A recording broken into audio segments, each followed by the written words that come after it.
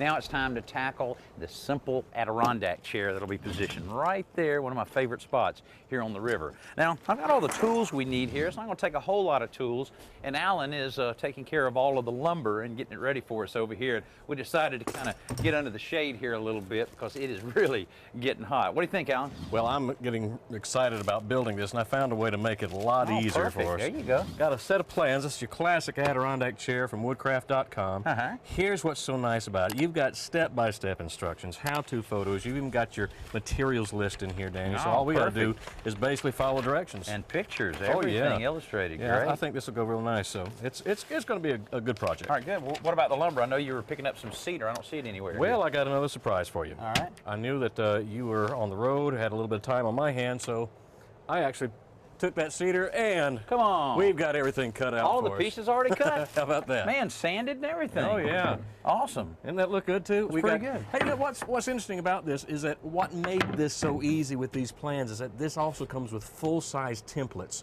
So I was able to cut everything out, use the templates.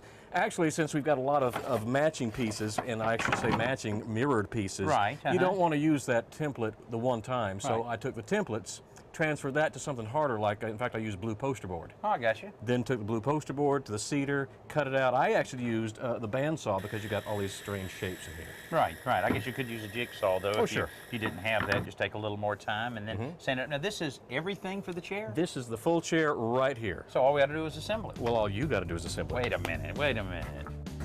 Alan couldn't stay away long, which is good because it really takes two sets of hands to hold this stuff together. We're pre-drilling before driving our screws because cedar can split very easily, and it'd be a shame to ruin one of these pieces. The order of assembly in the plans makes a big difference here because it allows you to keep the structure square as you add to it. For load-bearing joints like the legs, we're using small carriage bolts instead of screws for a little extra strength.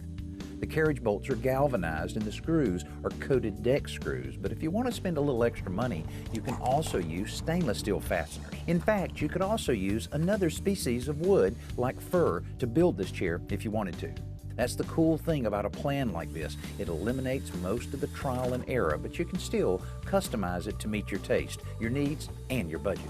Well, Alan, with you doing all of the cutting and sanding, putting this thing together was a breeze. It really was. That's great. But the real test is how comfortable is this thing here. It's a great design. The plans were great, but this is the real test right here.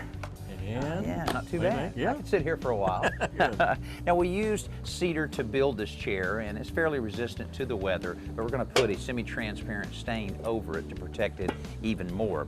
And then maybe after it dries, I can position it well on the bluff and get a little rest and relaxation around here instead of all of this work.